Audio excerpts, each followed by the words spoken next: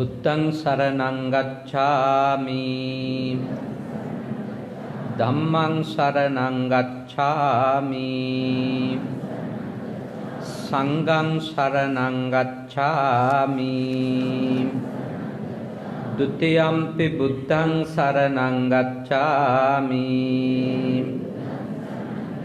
ဒုတိယံ පි ධම්මං සරණං ගච්ඡාමි ဒုတိယံ පි සංඝං සරණං ගච්ඡාමි တတိယံ පි බුද්ධං සරණං ගච්ඡාමි တတိယံ පි ධම්මං සරණං ගච්ඡාමි တတိယံ පි සංඝං සරණං ගච්ඡාමි ติสรณගමනං සම්පුන්නං පානාතිපාතා වේරමණී පදං සමාදියාමි අදින්නාදානා වේරමණී සික්ඛාපදං සමාදියාමි කාමේසු මිච්ඡාචාරා වේරමණී සික්ඛාපදං සමාදියාමි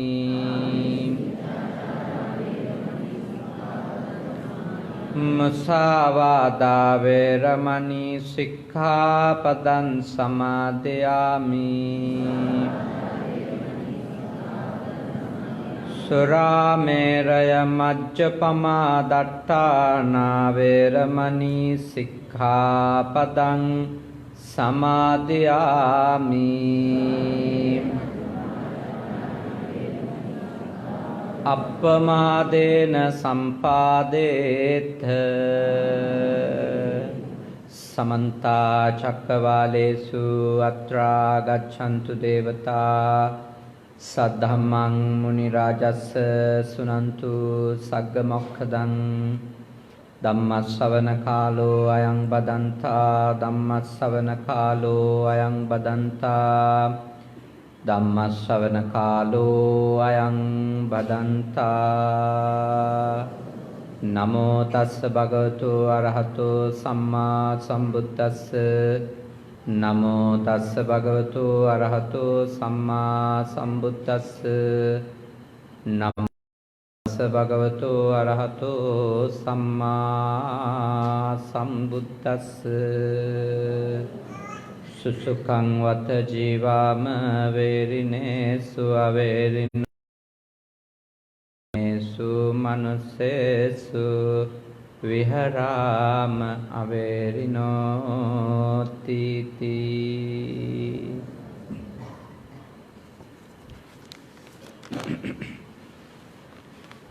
තංගල්ල උතුරු බටාත විදසුන් සෙනසුනේහි විහාරාධිපති අපේ ජේෂ්ඨ ශිෂ්‍ය උත්තරාට්ටවිල්ලුවේ චන්දරතන ස්වාමින් වහන්සේ ඇතුළු මේ වෙලාවේ ආර්යනිකේතන වික්ෂු පුහුණු මධ්‍යස්ථානයේ වැඩ සිටින පූජනීය අපේ පොඩි හාමුදුරුවන් වහන්සේලාගෙන් අවසරයි ශ්‍රද්ධාකාමී ගුණවත් පින්වතුනි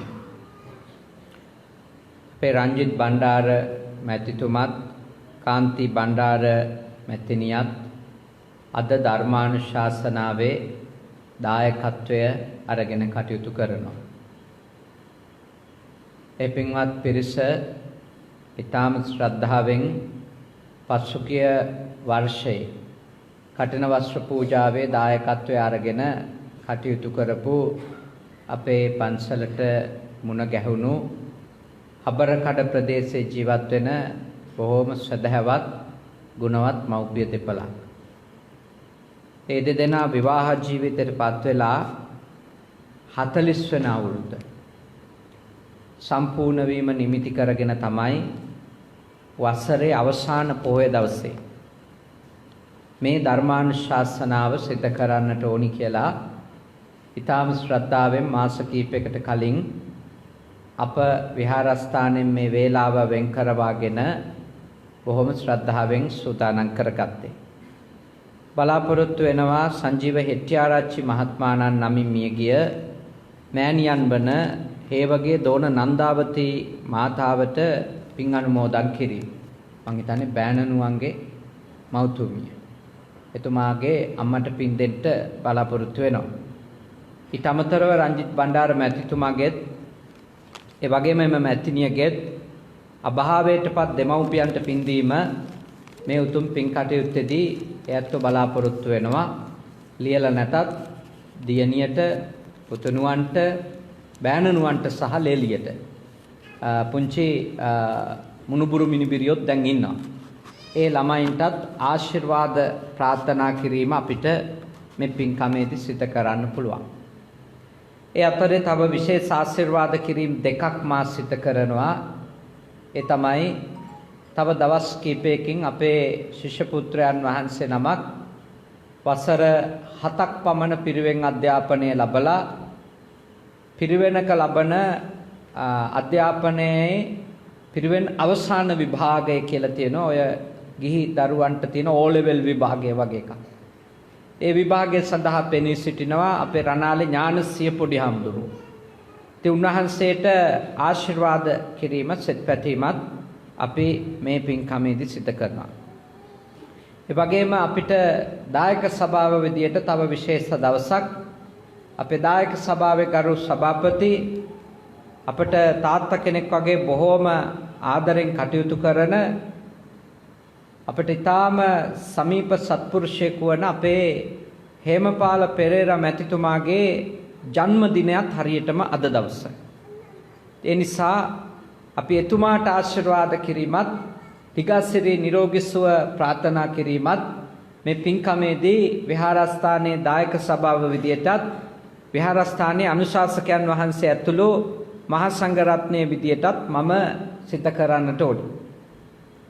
ඊට අමතරව අපි 8 වෙනිදා දිනයෙහි විශේෂ පින්කමක් සිදු කරලා පින් අනුමෝදන් කිරීමක් සිදු කළා බලංගොඩ බෙලිහුල්ලෝය මිගදාය විදසුන් සෙනසුනේදී අපේ අපවත් වී වදාළ ගරු කටයුතු සෝමසායන් වහන්සේට. ඉතින් ගංගොඩවිල සෝමසායන් වහන්සේ අපවත් වෙලා හරියටම අවුරුදු 16ක් සම්පූර්ණ කරනවා හෙටට. ඉතින් මේ උතුම් පොයේ දවසේ සිද්ධ කරන ධර්මානුශාසනාව අවසානයේ අපි අපේ සෝමසායන් වහන්සේටත් මේ ධර්මානුශාසනාවේ ආනිසංස අනුමෝදන් කිරීමත් අවසාන වශයෙන් සිද්ධ කරන්නට බලාපොරොත්තු වෙනවා. මේ ආදී වශයෙන් ගත්තම රංජිත් මැතිතුමාට මැතිණියට පින්කමට තිබුණු අරමුණු වලට අමතරව තව අරමුණු කීපයක් අපි එකතු කරලා තමයි අද මේ වසරේ අවසාන පොය ධර්ම දේශනාව මේ විහාරස්ථානයේ ආරි නිකේතන භික්ෂු ආයතනයේ ඉඳලා සිද්ධ කරන්නට අපි කටයුතු කරන්නේ.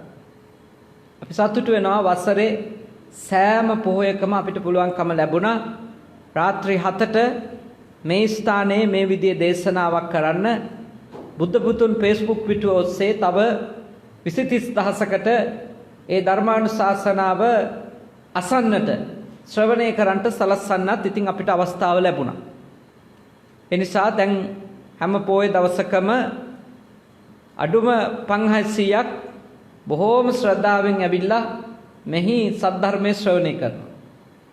ඒක අපිට ඊටාම සතුටක්. මේ ශාලාවල් හදලා දීපු අපේ දායකින්ටත් පින් සිද්ධ වෙනවා.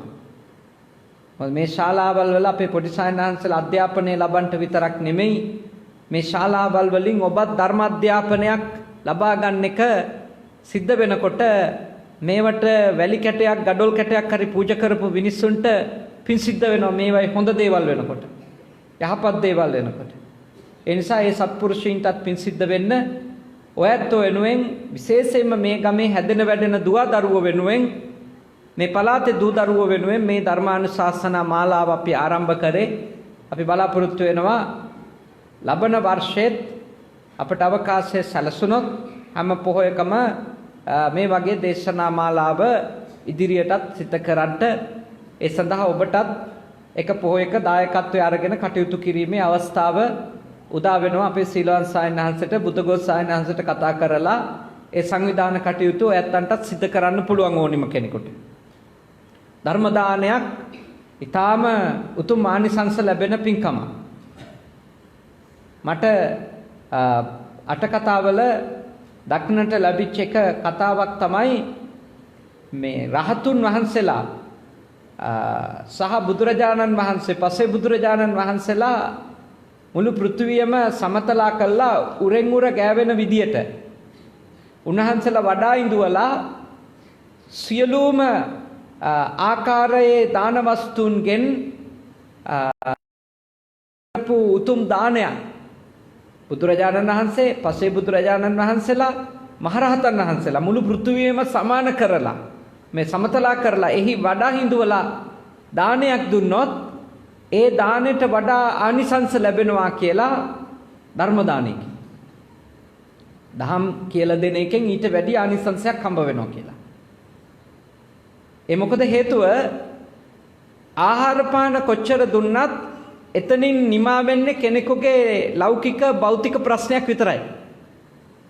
එක දහම් පදයකින් කෙනෙකුගේ ජීවිතය සම්පූර්ණයෙන් වෙනස් වෙන්න පුළුවන්. මාර්ගඵලලාභියෝ බිහි වෙලා තියෙන්නේ දානේ වළඳලා නෙමෙයි. ආහාර පාන ලැබිච්ච හින්දා නෙමෙයි. නුවණ දියුණු වෙච්ච නිසා. සමාධිය දියුණු වෙච්ච නිසා, සීලය දියුණු වෙච්ච නිසා. එවැනි උත්තමයෝ බිහි වෙන්නේ සද්ධර්මය අහනකොට. ඒ නිසා හරීම පිං සිද්ධ වෙන උදාරම පිංකම් අතර සබ්බ දානං ධම්ම දානං ජිනාති කියලා ධම්මේ සඳහන් වෙනවා. සියලුම දාන අතර ඊටාම ඉහළ දානයක් තමයි ධර්ම දානය.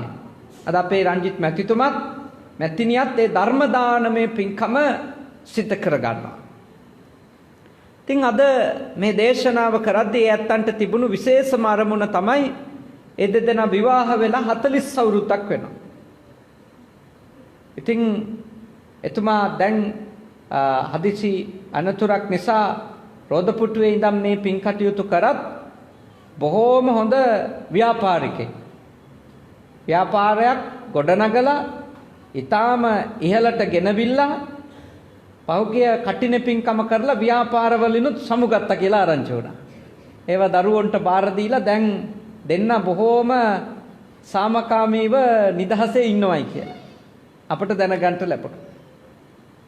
හොඳ ව්‍යාපාරිකයෙක්. හොඳ බෞද්ධයෙක් විදියට එතුමා සාර්ථක වුණා. හොඳ දුවෙකුත් පුතෙකුත් හැදුවා. හොඳ ලේලි කෙනෙක් ලැබිලා තියෙනවා, හොඳ බෑනනු කෙනෙක් ලැබිලා තියෙනවා. හොඳ මුණුබුරු මිනිබිරියෝ ලැබලා තියෙනවා. ඊටාම වාසනාවන්ත ලස්සන සාමකාමී සත්පුරුෂ ජීවිතයක් රංජිත් මැතිතුමත් මැතිනියත් ගත කරනවා. විශාල පිරිසකට රැකියා අවස්ථා දීලා තියෙනවා. ඒ අනුව ඔබතුමාගේ මැතිනිය ඔබ දෙපළගේ මව් රටට ණය නැහැ. රටේ තව පිරිසකට ජීවත් වෙන්න ක්‍රමවේදයක් හදලා දීලා තියෙනවා. ඒවා රටට කරන උදාහර මෙහෙවවල්. කයිවාරු වලට වඩා ඇත්තට වැඩ කරපු අය රටට. ඇත්තට ජාතියට සේවය කරපු අය ඔබලා. මොකද තව පවුල් කීපයක අය ඔබතුමන්ලා ගොඩනගපු ව්‍යාපාර නිසා අද ජීවත් වෙනවා. ඒ දුවදරුවෝ ඉගෙන ගන්නවා. ඉගෙන ගන්න දුවදරුවෝ ඉන්නකොට අපරාධකාරයෝ අඩු වෙනවා ටිකක් හරි. සමාජයේ යහපත් තත්ත්වයකටපත් වෙනවා දරුවෝ දැනුගත් වෙනකොට. ඒව තමයි නියම ජාතියට කරන සේවා. රටට කරන සේවා. ඒ නිසා බොහෝම හොඳ සත්පුරුෂ සේවාවක් ඔබ සිද්ධ කරලා තියෙනවා විවාහයේ 40 අවුරුද්දක් ගත වෙද්දී. ඉතින් අද මම ඔබත් එක්ක මේ සැපෙන් ඉන්න ක්‍රමවේදයක් තමයි යෝජනා කරන්නේ. සැපෙන් ඉන්න. සැපය කියන එක අපි කවුරුත් ප්‍රාර්ථනා කරන එකක්. සැපෙන් ඉන්න අපි කවුරුත් කැමතියි. සියලුම සත්වයෝ සැප කැමතිනේ.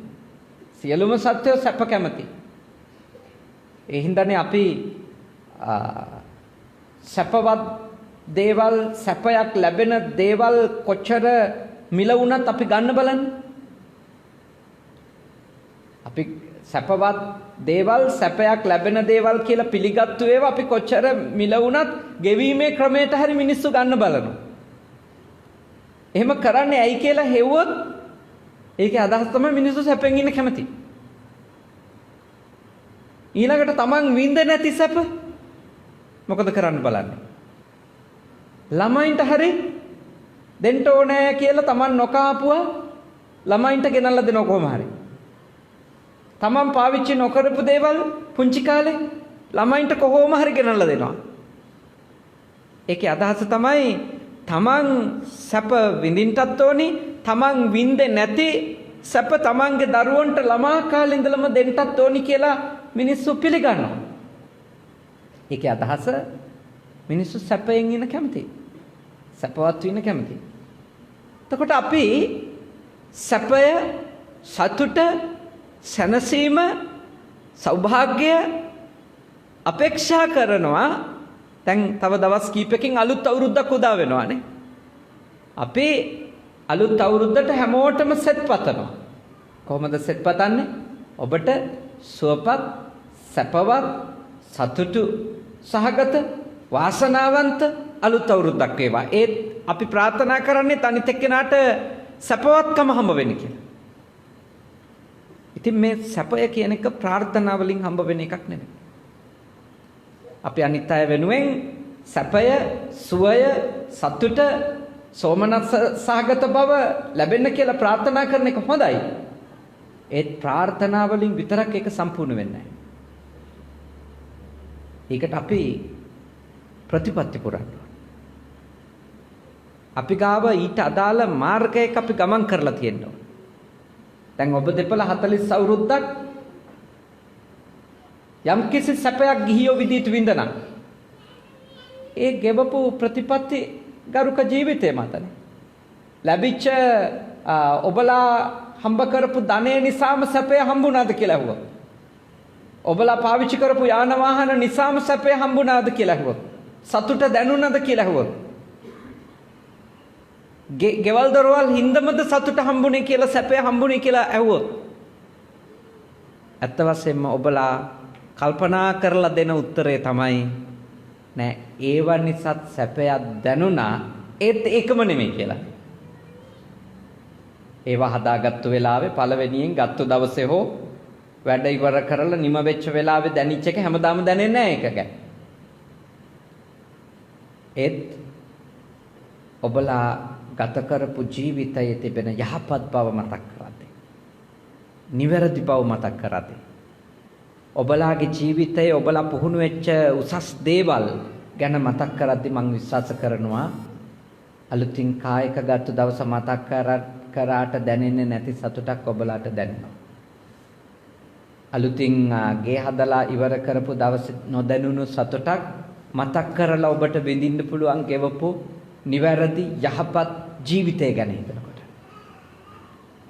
ඒ හින්දා සැපයක් අත්විඳින්න නම් අපි ලෞකික සාර්ථකත්වයේ වගේම අප තුල ආධ්‍යාත්මිකව සාර්ථකත්වයක් උදා කරගන්න ඕනේ. බුදුරජාණන් වහන්සේ දේශනා කරපු ගාථාවක් මම උපුටා දැක්කුවේ. සුසුකං වත ජීවාම වේරිනේසු අවේරිනෝ වේරිනේසු මනුස්සේසු විහරාම අවේරිනෝ. සැපෙන් ඉන්න ඕන නම් කරන්න කියන එකක් කියන්නේ එතන. මොකද්ද කරන්න කියන්නේ? වෛර කරන අය අතරේ වෛර නොකර ඉන්න. වෛරක්කාරයෝ අතරේ වෛරක්කාරයෙක් නොවී ඉන්න සැපෙන් ඉන්න ඕන නම්. ඒක තමයි එතන සංකල්පය. ක්‍රෝධ කරන අය අතරේ ක්‍රෝධ නොකරන්නෙක් වෙලා ඉන්න. ද්වේෂ කරන අය අතරේ ද්වේෂ කරන්නේ නැති කෙනෙක් වෙන්න. ඔබට සැපෙන් ඉන්න පුළුවන් කියලා හොඳ සංකල්පයක් ඒක. ඔබට ඔබේ මනස සැපවත්, තෘප්තිමත්, සුවපත් පවත්වාගෙන යන්න ඕනි නම් වෛර කරන අය අතරේ වෛර නොකර ඉන්න කෙනෙක් වෙන්න. අත වශයෙන් මෙතෙන් හරි භාග්යක් 40 අවුරුද්දකට පස්සේදී මූණ බලාගෙන නෝනටයි මහත්තයාටයි මෙහෙම ඇවිල්ලා බණ පින්කමක් කරන්න පුළුවන් තත්වයක් තියෙන එකනේ.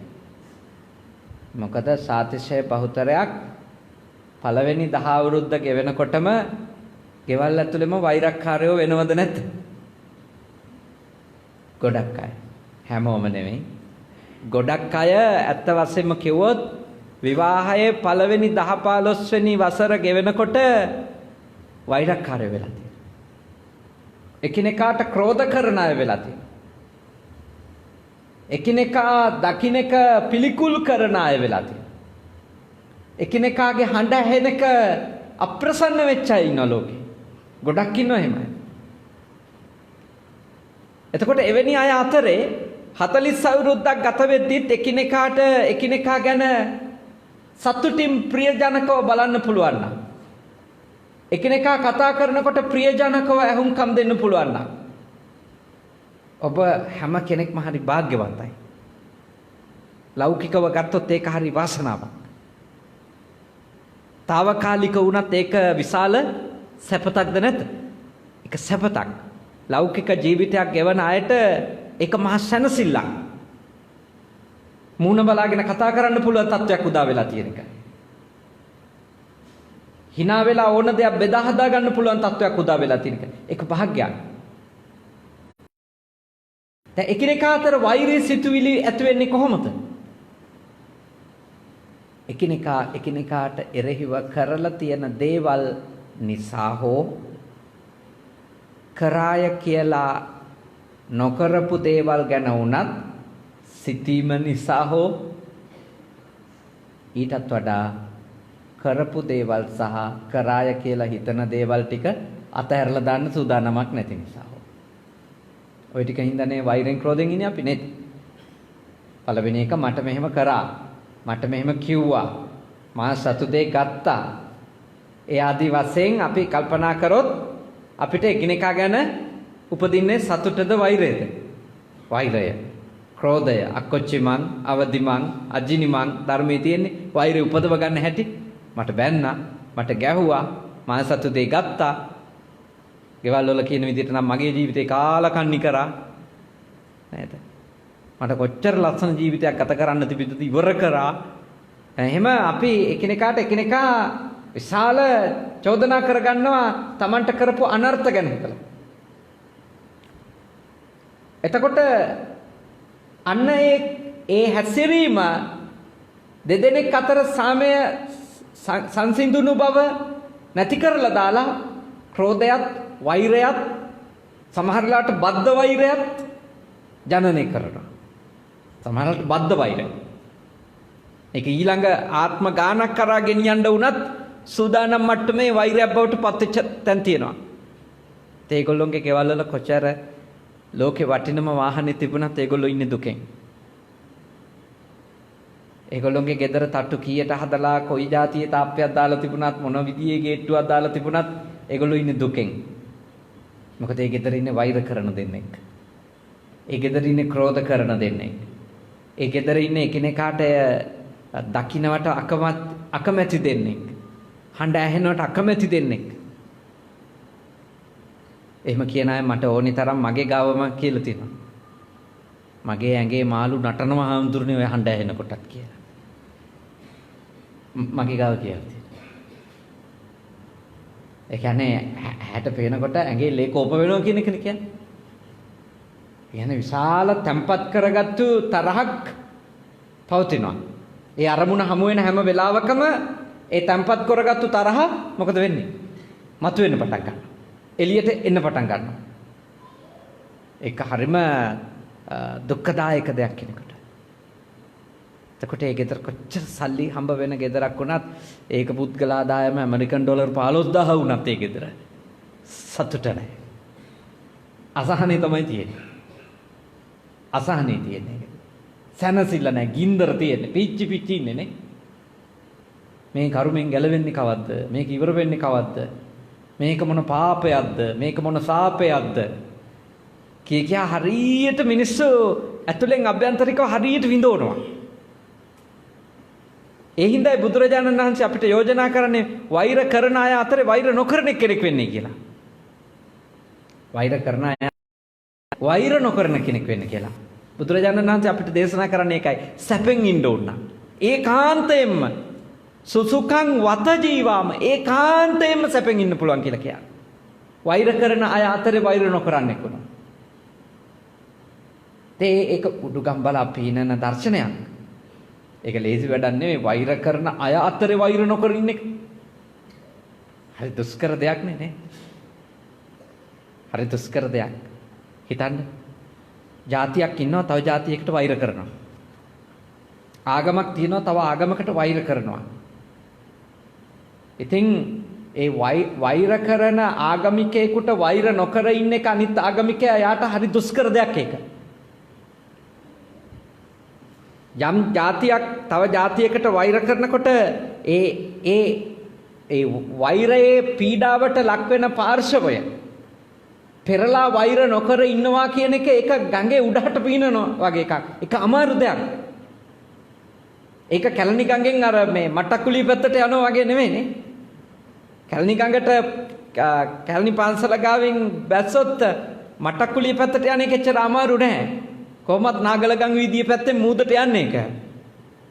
ඒ හරියදී කොහොමත් වේගෙන් ගලනවා. ඒ පැත්තට යන්න අපිට ආයාසයක් ඕනි නෑ. අපි කොහොමත් ගහගෙන යනවා අතපය හෙල්ලුවේ නැතත්. ඒත් අපි සිරිපාද දිහාට යන්න. කිතුල්ගල පැත්තට යන්න. මොන තරම් ඒ සැඩපහරක පොරබදන්න වෙයිද? කොච්චර වාර ගානක් අපි ආපස්සට විසික්ක වෙයිද? එක මීටර 200ක් පීනගෙන යනකොට සමහර දැඩි රළ පහරවල් වලට දැඩි ජල කඳක් එන වෙලාවට අපි කිලෝමීටරයක් විතර ආපස්සට යන්න පුළුවන්. වෛර කරන මිනිස්සු ටිකක් මැද ඉඳගෙන වෛර නොකර ඉන්න එක ඒ වගේ අමාරු වැඩක්. ඒ වගේ විශාල දුෂ්කර වෑයමක්. ඒක දුෂ්කර පුහුණුවක්. ඒක හරිම අමාරු දෙයක්. ඒකයි ලෝකේ සාමය උදා කරන එක අමාරු. ඒකයි ලෝකේ සාමය උදා කරන එක අතිශයින් දුෂ්කර. කෙවල් ඇතුලේ සාමය උදා කරන එක අතිශයින් දුෂ්කර එකයි. මොකද හේතුව අඛණ්ඩව Tamanට වෛරීව කටයුතු කරන එක්කෙනෙකුගේ හැසිරීමක් දරාගෙන ඉන්නවා කියන එක මිනිසෙකුට ලේසි නෑ. පුපුරනවා. එයත් පෙරලා ප්‍රතිචාර දක්වන්න පටන් ගන්නවා. හරිම දුෂ්කර දෙයක්. තාම දුෂ්කර කාර්යයක්. හැබැයි ඉතින් ඒ දුෂ්කර හිත කවුරු හරි කෙනෙක් ගොඩනගා ගත්තොත් එයා දිනපු කෙනෙක්. එයා නිවුණු කෙනෙක්. එයා සැනසුණු කෙනෙක්. එයා ලබන්න ඕනි දේ ලබා ගත්තු කෙනෙක්. එයා විඳවන්නේ නැහැ. එයා සැපසේ නිදාගන්න කෙනෙක්. එයා සැපසේ අවදි වෙන කෙනෙක්. නපුරු හීන පේන්නේ නැති කෙනෙක්. මුහුණ පවා ප්‍රියවනාප කෙනෙක්. මොකද එයාගේ සැනසෙල්ල තියෙන ඇතුලේ. වෛරය, ක්‍රෝධය, දැඩි ද්වේෂය තියෙනකොට අපිට බලන්න නිින්ද යන්නේ නැහැ. කීසරයක් ඇහැරෙනවා. කීසරයක් ඇහැරෙනවා. කොච්චර කාමරේ වට ඇවිදිනවද? දෙගොඩ හරිය කල්පනා කරනවද නේ? නලියනවනේ ඇඟ ඇතුලේ. ඔබ කල්පනා කරලා බලන්න මේ අත්දැකීම නේද? මේ එක්ස්පීරියන්ස් එක කාටත් ලැබිච්ච එකක් නේ. මටත් ලැබිලා තියෙනවා. මේ අධික ද්වේෂය තිබිච්ච දවස් මට තිබිලා තියෙනවා. ඒ අත්දැකීම කොච්චර අපහසුද කියලා කල්පනා කරන්න. ඒකේ කිසිම මේ ආකාරයක මේ සුවපත් බවක් ලැබිලා තියෙනවද කියලා හිතන්න. මොන තරම් දරුණු ආතතියක්ද ඒ අවස්ථාවනේ. උග්‍ර ද්වේෂයෙන් අපි ඉන්න දවස. ඉතින් එහෙම රැයකට පස්සේ යාන්තම් ඔන්න අර මහන්සියටම දෙගොඩ හරිය නිින්ද යනවනේ. උදේට නැගිටිනවා කියලා හිතන කොටත් ඇඬෙනවද නැත්? ඇයි රෑ 3-4 වෙනකන් අමාරුවෙන් ඉඳලා නිින්ද යන්නේ නැතුව යාන්තම් නිින්ද යාගෙන එන වෙලාව වෙනකොට නැගිටින්නත් වෙලා වැඩට යන්න. උයන්න. සමහර විට උයන්නම වෙලා තියෙන්නේ අර නිින්ද නැති කරපු මිනිහට. හිතන්න ඒක කොච්චර අමාරුද කියලා. සුඛම් පටිබුජ්ජති නෑනේ එතකොටනේ. කෙන්දරි ගගානේ ඇවිදි නැගිටින්නේ. කොච්චර අසහනෙන්ද යා එතකොට උදේට නැගිටින්නේ. දුකෙන් නැගිටින්නේ යා.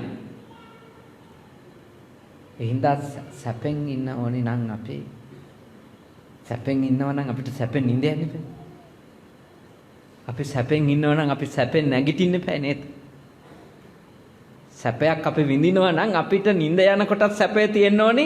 අපි නැගිටින කොටත් ඒ සැපවත්කම, ඒ හැඟීම අපිට දැනෙන්න බෑ. සුවසේ නැගිටින්න බෑ අපි. ඒ දෙකේදී අපි විඳවනවා නම්, ඒ දෙකේදීම අපි වේදනාවක නම් ඉන්නේ. ඒකේ අදහස තමයි මොනව තිබුණත් හිතේ සැපතක් නැහැ. හිත සතුටු නැහැ. වෛරය විසින්, ක්‍රෝධය විසින්, උග්‍ර ද්වේෂය විසින් අපට සිද්ධ කරපු හානියයි. අපිට සිද්ධ කරපු විපත්තියයි. අපේ පින්වතුන්ලා මේක තේරුම් ගන්න ඕන. මාත් මගේ මනසට තේරුම් කරලා දෙන්න උත්සාහ කරන එකක්. මොකද අපි කවුරුත් නිවෙන්න ඕන. අපි කවුරුත් සැනසෙල්ල ලබන්න ඕන. පූර්ණ සැනසෙල්ල. අර්ධ සැනසෙල්ලක් හෝ తాවකාලික සැනසෙල්ල නෙමෙයි. අපි පූර්ණ සැනසෙල්ල ලබන්න. ඒක ඊළඟ ආත්මේ ලබනවා කින්නත් බෑ අපිට. අපි මේ ගෙවන මේ මොහොතේ මේ සැනසෙල්ල අපිට තියෙන්න ඕනි. ඉතින් ඒක උදා වෙන වැඩපිළිවෙලේ තමයි අපි ජීවත් වෙන්න ඕනේ එතකොට. ඒ සැනසෙල්ල උදා වෙන්නේ අපි යම් විදියකට හිතුවොත් ඒ විදියට හිතන්න පටන් ගන්න ඕනේ අපි. යම් විදියකට හැසිරුණොත් අපි ඒ විදියට හැසිරෙන්න පටන් ගන්න ඕනේ. යම් විදියට කතා කරොත් ඒ විදියට කතා කිරීම පටන් ගන්න ඕනේ. සැනසෙල්ල ලැබෙන සම්දිට්ඨික ක්‍රමනේ. දිට්ඨ ධම්ම වේදනීය ක්‍රම. මොකද සැනසෙල්ල අහිමි වෙන්නේ සැනසෙල්ල අහිමි වෙන හේතු නිසා. එහෙනම් බෞද්ධයින් වන ඔබ ඊටාම බුද්ධිමත්ව මේ ලැබපු උතුම් මිනිස් ආත්ම භාවයේම සැපවත් මිනිසෙක් විදියට ඉඳලා මැරෙන්න අදිෂ්ඨානයක් ඇති කර ගන්න ඕනේ. සැපවත් මිනිසෙක් ලෙස. මම සැපසේ බොහොම සුඛෝපභෝගී ජීවිතයක් ගත කළා කියලා කියන්න පුළුවන් වෙනවා. සුඛෝපභෝගී ජීවිතයකට මං කියන්නේ හොඳ වාහනයක් තිබීම නරකයි කියලා. හොඳට ගේ දොර වැඩ කටයුතු ටික කරගෙන හොඳ නිදහසේ ඉන්න පුළුවන් ගෙයක් දොරක් තිබීම අනවශ්‍යයි කියලා මම කියන්නේ නැහැ. ඒක අවශ්‍යයි. හැබැයි ඔක්කොම ටික තිබුණත් සැපයක් දැනෙන්නේ නැත්නම් එතන තියෙන හිත හදාගන්න නැතිකම. දැන් අර ටික නැති කට්ටිය හිතන්නේ මට සුඛෝපභෝගී බව නැත්තේ මොකකින්ද කියලාද? වාහනය නැති නිසා, ගෙයක් දොරක් නැති නිසා, මගේම කියලා පර්චස් 10ක්වත් නැති නිසා එහෙම හිතනවා. හැබැයි ඒ ටික තියෙන අය දන්නවා ඒ ටිකෙන් සුඛෝපභෝගීකම හම්බ වෙන්නේ නැහැ කියලා. ඒ ටික තියෙන අය දන්නවා. අපිට සුඛෝපභෝගීකම කියන එක දැනෙන්නේ අපි හරි සුවපත් ජීවිතයක්, පොහොසත් ජීවිතයක් ගෙවනවා කියලා දැනෙන්නේ දවසේ අඬන ප්‍රමාණය අඩු වෙනවා. දවසේ ඔළුව රිදෙන තරම් ප්‍රශ්න අඩු වෙනවා. දවසේ හොඳට නිදා ගන්න ටිකට නිින්ද යන තරම් අසහනය අඩු වෙනවා. එතකොට තමයි සුඛෝපභෝගීකම දැනෙන්නේ. නැත්තම් අපි මානසින් ලෙඩුනේ. මානසින් ලෙඩු අපි නැත්තම්. මානසින් හරියට විඳවනවා.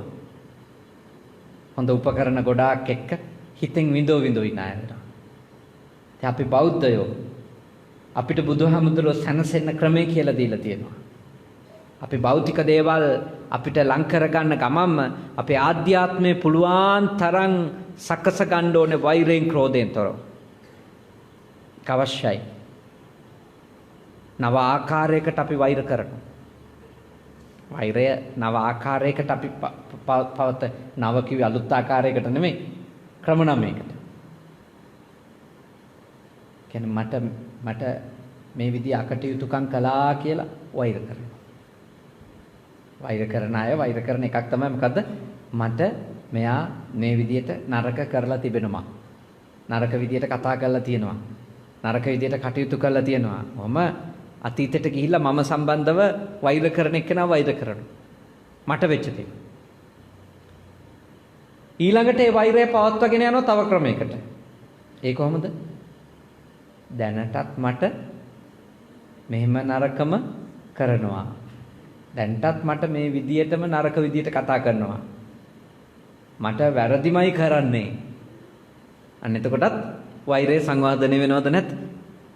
බොහෝම ඉහළට වැඩෙනවා වෛරය. ඊළඟට මොකද වෙන්නේ? අතීතේ කොහොම නරක තත්ත්වයන් නම් තියෙන්නේ? වර්තමානයේත් හිතනකොට එක හොඳක්වත් මතක් කරගන්න බැරි නම් ඊළඟට අපි අනාගතයට යනවද නැද්ද? අනාගතයට යනවමයි. අනාගතයට ගිහිල්ලා හිතනවා ස්ථිරවම මට ඉදිරියට තව නපුරුකම් කරයි. තව දුෂ්ටකම් කරයි. තව වැරදි කරයි. මට තව අපරාධ කරයි. මට තවත් අයහපතක්ම කරයි. එතකොට තමන් සම්බන්ධ කාරණාවේදී තුන් ආකාරයකට මිනිස්සෙකුගේ වෛරය නොසන්සිඳී තියෙනවා. කරපුවා මතක් කරනකොට ඊළඟට කරමින් ඉන්නේවා මතක් කරනකොට ඊළඟට කරයි කියලා උපකල්පනය කරන ඒවා මතක් කරනකොට ඔබට කවුරු හරි ගැන තියෙන තරහව, ක්‍රෝධය, වෛරය ඉවර වෙන්නේ නැත්නම් දැන්ට ඔබ ඔය විදියට හිතමින් ඉන්නවා. කිසිම සාමයක් ඔබට අනික එක ගොඩනගන්න බැරි වෙලා තියෙන ප්‍රධාන හේතුව අතීතය එක්ක හිතනවා, එක්ක වර්තමානයේ දේවල් එක්ක කල්පනා කරනවා, එක්ක තාම වෙලා නැතත් මොනව ගැනද? අනාගතය ගැන හිතනවා. එහෙම හිතනකොට රැස් වෙන්නෙම ඊට අදාළ දත්වද නැද්ද? ඊට අදාළ ඒවාමයි. අපි එහෙමනම් වෛරීව ක්‍රෝධසාගතව නම් අපි හිත යන්නේ අපිට එකතු වෙන්නෙම ඊට අදාළ කරුණ. මොනව දැක්කත් අර අපි හිතන් ඉන්න එක තහවුරු කරගන්න දෙයක් එකෙන් කව් වෙනවා. මොනව ඇහුණත් ඔය පේන්නේ. ඔය පේන්නේ නැද්ද? මේත් අරකම තමයි. මේත් මේකටම තමයි. මේ කිසිම එහෙම අදහසක් තිබිලා නැහැ. නමුත් අර තරහක් ඇතුලේ, වෛරයක්, ක්‍රෝධයක් ඇතුලේ තියෙනකොට මොන දේ දැක්කත් ඒකේ හොඳ පැත්ත පේනවද? පේන්නේ. පේන්නෙම අර තමන් ඉන්න අදහස තහවුරු කරගන්න දේවල්. තමන් ඉන්න අදහස තව දුරටත් තහවුරු වෙන දේවල් තමයි පේන්නේ. එතකොට අනාගතය ගැන අනිවාර්යයෙන්ම වෛරය යනවා ඉස්සරහට. ක්‍රෝධය යනවා. ද්වේෂය යනවා ඉස්සරහට යනවා. ඊළඟට තව විදියක් තමයි වෛරය මිනිස්සු පවත්වාගෙන යන, වෛරය නඩත්තු කරන මේ මගේ අයට අයහපතක් කළේය. මගේ අයට අයහපත් දෙ කිව්වේය. මගේ අය සම්බන්ධව අයහපත්ව කටයුතු කළේය. එහෙම කියන ඉන්නවනේ නේද? ගෙවල් වල ඉන්නවා මගේ අම්මට තාත්තට මෙහෙමයි අතීතෙදි කරේ. මගේ නෑදෑයින්ට මෙහෙමයි කරේ. කියලා අර තමන්ගේ අයට කරපුවා ගැන ගැටන තියන ඉන්නවද නැද්ද? මොන දේවල් අද තිබුණත් එයා අතීතයට යනවා. අතීතයට ගිහිල්ලා තමන්ගේ අයට අකටයුතුකම් කරාය කියන එක මත තරහක් අකණ්ඩව අරන් යනවා. අපේ අම්මට මෙහෙමයි කතා කරේ, අපේ තාත්තට මෙහෙමයි කිව්වේ, අපේ සහෝදරියන්ට මෙහෙමයි කරේ. එහෙම වෛරය අරන් යන අය ඉන්නවා. හැමෝම නෙවෙයි, එහෙම අරන් යන අය ඉන්නවා. එහෙම ඉන්න හින්දානේ භාග්‍යවතුන් වහන්සේ දේශනා කළේ. ඔබටත් ජීවිතේ ලැබිලා තියෙන අත්දැකීම් වලදී මතක් කරගන්න බැරි වෙන්නේ නැහැ. අරයත් මෙහෙම නේද වෛර කරන්න කියලා නේ.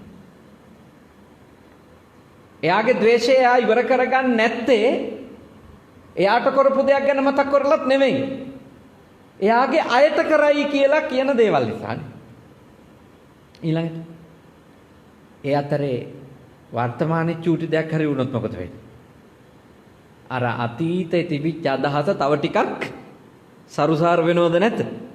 බොහොම පඳුරු දාලා වැඩෙනවා. ඔය පේන්නේ නැද්ද? දැන්ටත් එහෙමයි. දැන්ටත් මගේ කියලා කවුරු හරි හිටියොත් නරකක්මයි කරන්නේ. මගේ කියන අයට කිව්වොත් නරක කතාවක්මයි කියන්නේ. මගේ කියලා ඉන්න චූටි කී දෙනාද මගේ කියලා ඉන්නේ? ඒ ඔක්කොටම අයහපත් දෙයක්මයි කරන්නේ. කියලා අර ඒ විදිහට හිතනකොට ඒ වෛරය තව කැලැත්ති ඉස්සරහට එනවා. සමහර විට ඇත්තටම එහෙම ඒ ක්‍රියාව කරන මනුස්සයාට එහෙම චේතනාවක් නැති වෙන්නත් පුළුවන්ද බැරිද? පුළුවන්. ඒ මනුස්සයා ඒ වෙලාවේ ආපෝ ආවේගයක් මත කරනවා. එහෙම නැතුව ඒක සැලසුම් සාගතව හිතලා මතලා මෙයාගේ අයට කරලා මෙහෙම අකටයුත්තක් සිදු කරලා මම මෙයාට අද රිද්දන්නම් කියලා කරන මිනිස්සුත් ඇති. එහෙම අයත් ඇති නේ. එහෙම අය නැති වෙන විදියක් නැහැනේ. හැබැයි ඇත්ත වශයෙන්ම සමහර කෙනෙක් සමහරු සම්බන්ධව වර්තමානයේ නරක හැසිරීමක් ඇති. ඒකේ අදහස ඔබට රිදවීම නොවෙන්නත් පුළුවන්. ඒක ඔබට රිද්දන්න නෙවෙයි. යාට ඒ පුද්ගලයා විසින් කරපු අකටයුත්තකට අනුවන විදියට උත්තර දීමක් වෙන්න පුළුවන්. හැබැයි අපිට අර එන ක්‍රෝධයේදී හිතෙන්නේ මොකද්ද? මේ කරන්නේ මට රිද්දන්න. මොකද මෙයා මට ඉන්න කෙනෙක්. එතකොට ඔබට දැන් පැහැදිලි වෙන්න ඕනි මගේ අයට මෙලෙස කලේය මෙලෙස කරමින් ඉන්නවාය. ඊළඟට දැන් මම මේ මට්ටමේ ඉඳිද්දි මගේ අයට කරන්නේ මෙහෙමනම් මම වයසට ගියපු දවසක කොහොම නොකරයිද? මම ලෙඩක් දුකක් වුණොත් මගේ අයට මොනෝ නොකරයිද? මම එක්තැන් වුණොත් එදාට මගේ අයට කොහොම කරයිද? ඔය මගේ හයිය හත්තිය තිබිලා. එතකොට තමන් ගාන හදනවා කොහොමද? තමන්ගේ අයට ඊටාම අයහපතක්, ඊටාම නරකක්, ඊටාම අවඩක් සිද්ධ කරાવી කියලා තමන් දුර්වල වෙච්ච වෙලාවක අනාගතේ. එහෙම හිතනකොට කවදාකවත් වෛරයක් සංසිඳෙන්න ක්‍රමයක් නැහැ. ඒ මිනිස්සයා එක රැයක්වත් සැපෙන් පහන් කරන්න විදියක් එයාට කොහොමද සැපෙන් ඉන්නේ? එයාට දුක විතරයි උරුම වෙන්නේ. එයාට අසහනෙ විතරයි, අතෘප්තිය, කලකිරිල්ල විතරයි එයාට උරුම වෙන්නේ. එයාට අන් කිසිවක් උරුම වෙන්නේ නැහැ. එයා හරියට විඳවයි එයාගේ ජීවිතේ. එයා හරියට පීඩාවෙන් ඉඳී යාගේ ජීවිතේ. ඒ හින්දා මා ඔබට මෙත් සිතින් කරුණාවෙන් යෝජනා කරනවා ඔබලාගේ හිත ගැන ගොඩක් කල්පනාකාරී වෙන්න කියලා. සමානුට ගෙවල් වල නැහැ එමු වෛරක්කාරයෝ නේ. හොයාගන්න දේශපාලන වෛරක්කාරයෙක්. එහෙම හරි හොයාගෙන මිනිස්සු විඳවනවද නැද්ද? විඳවනවා. දේශපාලන වෛරක්කාරයෙක් හොයාගන්න කොහොම හරි. හොයාගෙන අතීතෙත් අපේ රටට මෙහිමයි කරේ, දැනුත් කරනවා, අනාගතෙත් කරයි. වෛරය. ඒ කියන්නේ ගේ ඇතුලෙන් නැත්තම් එළියෙන් හරි හොයා ගන්නවා. ඒක තමයි ස්වභාවය. මොකද ඒ සැපය අහිමි කරගන්න, සැනසෙල්ල අහිමි කරගන්න මිනිසුන්ට ඕනි වුණාම මිනිස්සු දන්නේ අර පළඟැටියා වගේ අර ගින්නටම පයින් කොයි පැත්තෙන් හරි පිච්චෙන්න පොටක් හොයාගන්න. කොහෙන් හරි හොයාගන්න. මං හිතන්නේ අද මේ රටේ මිනිස්සු හරීම මේ වෛරී තැනක ඉන්නවා මේ දේශපාලනය සම්බන්ධවනේ. පුදුම වෛර කිරිල්ලක් එක. පුදුම ක්‍රෝධ කිරිල්ලක්. එකිනෙකාටනේ දෙතුන් පාර්ශවයම උග්‍ර ලෙස වෛර කරනවා. යාර අන්තර්ජාලයේ එහෙම හුවමාරු වෙන ඒවා දැක්කම එතනවා ඒවා හුවමාරු කරන මිනිස්සු මැරුණොත් කොහේ උපදීද කියලා. අනේ එච්චරට වෛරෙන් ඒවා කියන්නේ. ඒ දානේවා සාමාන්‍ය නිරෝගී මනසක් තියෙන මිනිසෙකුට දාන්න බෑ එහෙම. එච්චරට දැඩි උග්‍ර ද්වේෂෙන් පුපුර දාන දේවල් තියෙන්නේ. නිකන් හරි heart attack එකක් ආවොත් මොකද වෙන්නේ ඔය අතරේ? අපේ ධර්මයට අනුව එයා හදාගෙන තියෙන හිතේ හැටියට තමයි එයාගේ උප්පත්තිය තීරණය වෙන්නේ නේ. මං ඉල්ලා සිටිනවා ඡන්ද ඉවරයිනේ. සනදෙල්ල ඉන්න. ඡන්දි දුන්නානේ. සනසෙල්ල ඉන්න. ඒක ඉවරයි. තව එකක් ආවොත් ඒකෙදිත් කැමති කෙනෙකුට දී ගන්න. එතන එහාට අරන් යන්න එපා. මොකද හේතුව අපි එළියෙන් හරි ඔය වගේ වෛරක්කාරයෝ අපේ ජීවිතවලට ඇතුල් කරගන්නවා කියන්නේ ඇත්ත වශයෙන්ම අපිට සැනසෙලා නැති කරගැනිල්ලක් නේ. අසහනේ උදා කරගැනිල්ලක්. මොන තරම් මහන්සි වෙලා සල්ලි හම්බ කරත් සැපෙන් ඉන්න බෑ. හැන්දෑවට ප්‍රවෘත්ති බලලා දත් මිටි කනවා. එක්ක රෑ 11:00 අර දේශපාලන සංවාද කියන මල විකාර බල ඉන්නවා. ඒ කෝලන් ටික බලලා දත් මිටි කකා ප්‍රෙෂර් වැඩි කරගෙන සීනි වැඩි කරගෙන ඊට පස්සේ රැට නිින්ද යන්නේ නැහැ. මා ඔබට යෝජනා කරන සැනසෙල්ලද? ඒ වෛරක්කාරයෝ අතර එහෙම වෛරක්කාරයෙක් නොවී ඉන්න. බහුතරේ එහෙම වෛර කරමින් ඉන්නවා. එහෙම නැති කෙනෙක් වුණාම හරි සැනසෙල්ලෙන් නිින්ද යනවා. අසහනයක් නැහැ. තමන් දන්නවා තමන් නිවැරදිව දවස ගෙවුවා කියලා. තමන්ගේ රටට තමන් වැඩ කරා කියලා. කාගේ හරි ජීවිතයට උදව්වක් වුණා කියලා සැනසෙල්ලෙන් නිදා ගන්න පුළුවන්. ඒ වුණොත් සැනසෙල්ල නැගිටින්න පුළුවන්.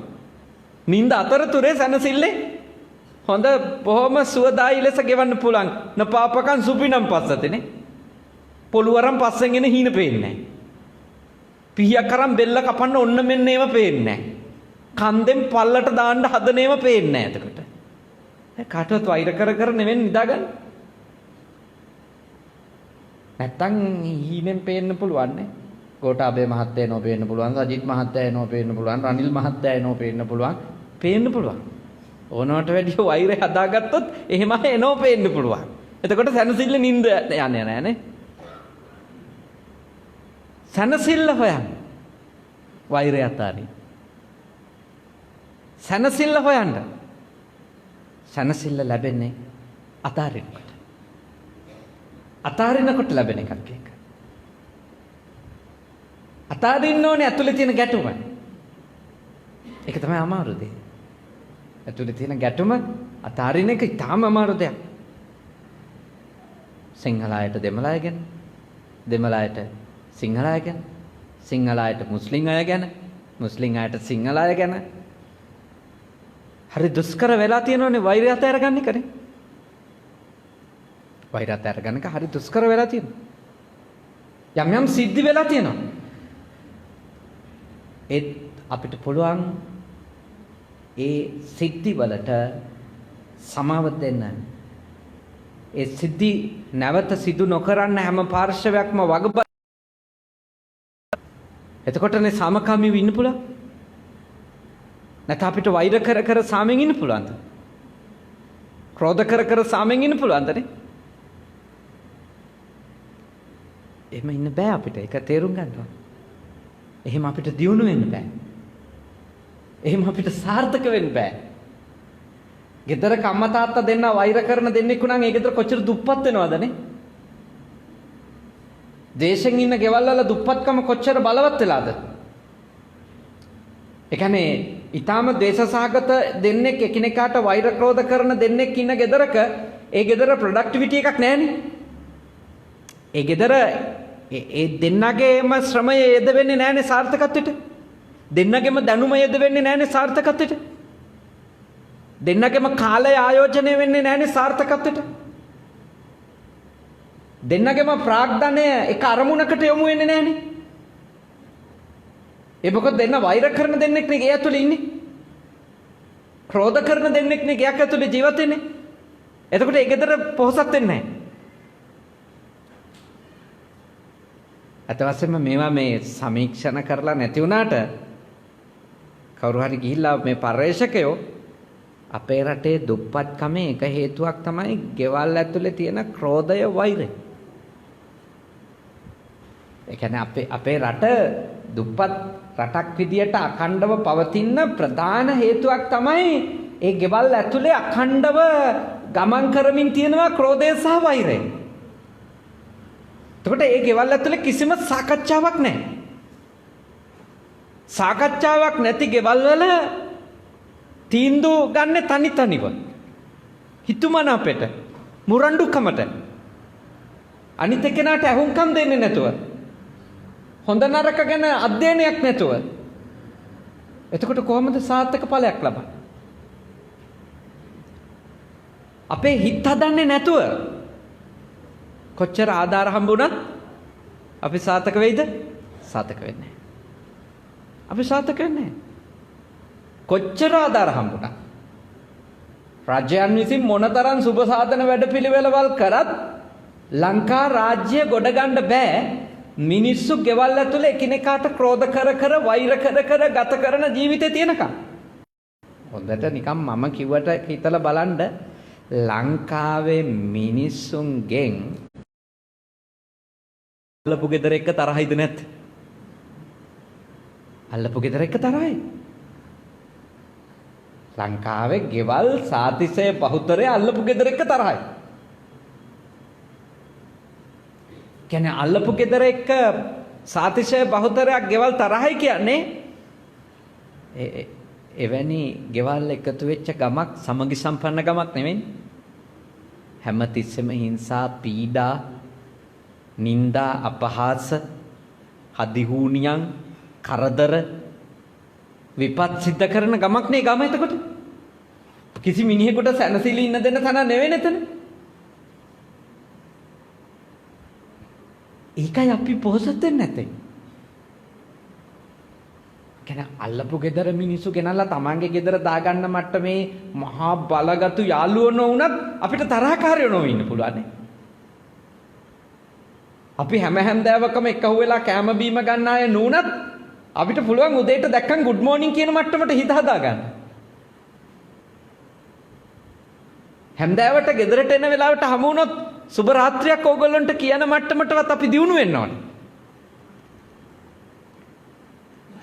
වැඩට යනවා දැක්කම එයා වැඩට යනවා.